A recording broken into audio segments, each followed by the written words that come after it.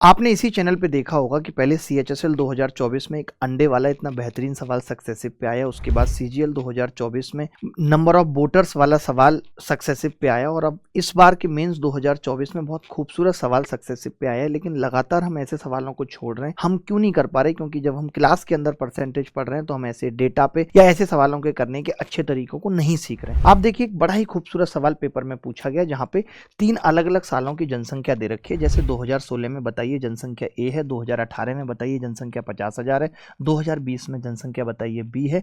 और ये भी कहा गया है कि ये जो जनसंख्या 50,000 हुई है ये इन 2 सालों में हुई है। किस रेट से हुई है? तो 1 साल में 6% की दर से ये 50,000 हुई है। और उसके बाद ये बी हो जाएगी। आपसे बी और ए का अंतर पूछा है।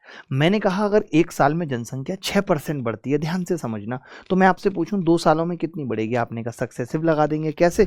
6% प्लस 6% प्लस 6 गुणा 6/100, ये कितना आ गया? 12.36%। यानी 2 सालों में जनसंख्या 12.36% बढ़ेगी। मैंने कहा अगर मैं ऑप्शन देखूं तो दूर दूर पे ऑप्शन है, 1000 तो मिनिमम अंतर है। इसका मतलब मैं अप्रोक्सीमेशन मेथड भी इसमें लगा सकता हूं, और अप्रोक्सीमेशन मेथड हमें सीखना भी चाहिए क्लास पढ़ने के दौरान। अब आप देखेंगे कि 12.36% को मैंने लगभग मान लिया 12.5%, थोड़ा बढ़ा दिया। तो मैंने कहा ये कितना आ गया जी? ये मुझे पता होता है 1/8।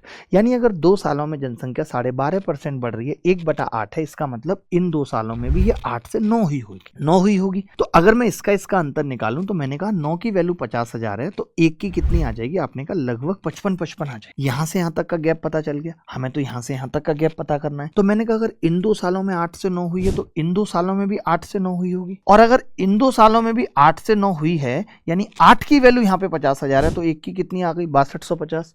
यानी यहां से यहां तक का गैप 55, यहां से यहां तक का गैप 6250। तो b माइनस 1 कितना आ जाएगा? तो आपने कहा इन दोनों का जोड़ 11,805। उत्तर जो भी होगा इससे छोटा होगा, क्योंकि हमने थोड़ा सा बढ़ा दिया था।